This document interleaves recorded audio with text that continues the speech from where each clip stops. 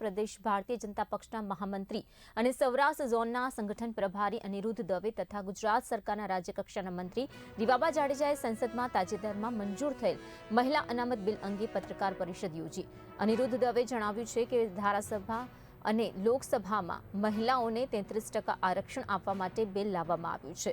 જે નારી શક્તિના સશક્તિકરણ તરફનું મહત્વપૂર્ણ પગલું છે। રીવાબા જાડેજાએ કોંગ્રેસ અને તેના સાથી પક્ષો પર પ્રહાર કરતા જણાવ્યું કે આ બિલ ચૂંટણીને ધ્યાનમાં રાખીને લાવવામાં નથી આવ્યું, પરંતુ મહિલાઓના હિત માટે છે। તેમણે સ્પષ્ટ કર્યું કે આ નિર્ણયથી દેશની મહિલાઓને રાજકીય ક્ષેત્રમાં વધુ પ્રતિનિધિત્વ મળી રહેશે।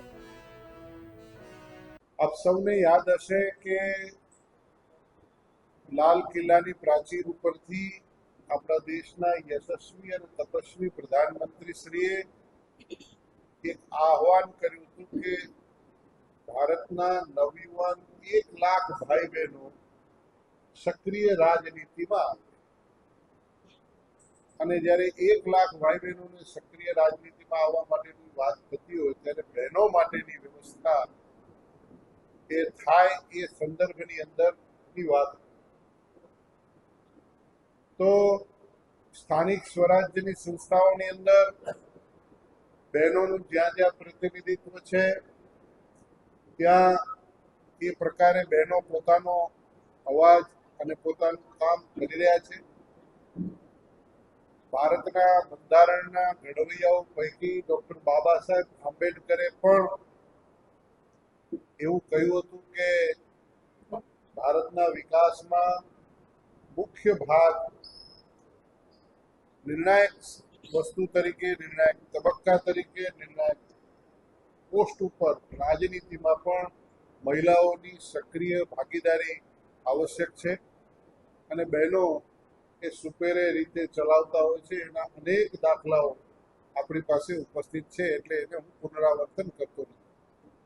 ડિલિમિટેશનની વાત આવે છે એ 1971 થી ફોલો કરીએ છીએ, જેમાં જે તે સમયે ત્યારે દેશની વસ્તી 50 કરોડની આસપાસ રહેલી, અત્યારે 144 કરતા વધારે વસ્તીમાં આપણો દેશ જીવી રહ્યો છે। ત્યારે આ પ્રકારના બિલને નેગેટિવ નરેશન સાથે જોડી અને એને ચૂંટણીના ઉપલક્ષ્યમાં જોવું એ ખરેખર તદ્દન એક વિરોધાભાસી માનસિકતા છે। મારું સ્પષ્ટપણે એવું માનવું છે કે 2023માં જ્યારે આ બિલ રજૂ કરવામાં આવ્યું, બંને ગૃહમાંથી પસાર કરવામાં આવ્યું અને તાત્કાલિક ધોરણે એનો લાભ માતૃશક્તિને મળે એ માટે ભારતીય જનતા પાર્ટીની સરકાર, એનડીએની સરકાર અને શીર્ષસ્થ નેતૃત્વ ક્યાંક પ્રયત્નશીલ રહ્યું છે।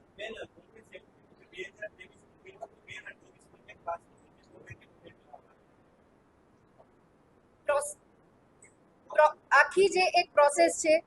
માતૃશક્તિ એટલે કે નારી શક્તિ વંદન અધિનિયમ, એ બિલની સાથે સાથે એને લગતા પરિપ્રેક્ષ્યમાં જે ઉપલબ્ધ કરાવતા ડિલિમિટેશનના બિલ છે, સુધારા વિધેયક છે, એને લાવવામાં જે એક કાયદાકીય પ્રોસેસ થવી જોઈએ, એ કાયદાકીય પ્રોસેસ પૂર્ણ થાય તે બાદ જ આ બિલને લાગુ કરી શકાતું હોય છે। તો આ પ્રોસેસને પૂર્ણ કરી શકાય અને એના માટે જ આ વિરોધાભાસી માનસિકતા જુઓ કે એક એમનું કહેવાનું એવું છે કે તમે ચૂંટણી આવે ત્યારે લઈને આવો છો, તો 24માં પણ લોકસભાની ચૂંટણી હતી, બરાબર? ત્યારે અમે જો આ બિલને લાવ્યા હોત તો કોંગ્રેસની માનસિકતા એ હોત કે લોકસભા જીતવા માટે અમે આ બિલને લાવ્યા છીએ, પરંતુ જે એક નીતિ વિષયક નિર્ણય હોય, એક કાયદાકીય પ્રોસેસ હોય અને બિલને સપોર્ટ કરતા જેટલા વિધેયક હોય એને સાથે મળી અને જે બિલ ઇમ્પ્લિમેન્ટેશન કરવાનું હોય એ પ્રોસેસ પૂર્ણ થાય એ માટે થઈ અને અત્યારે આપણે બિલ લાવ્યા।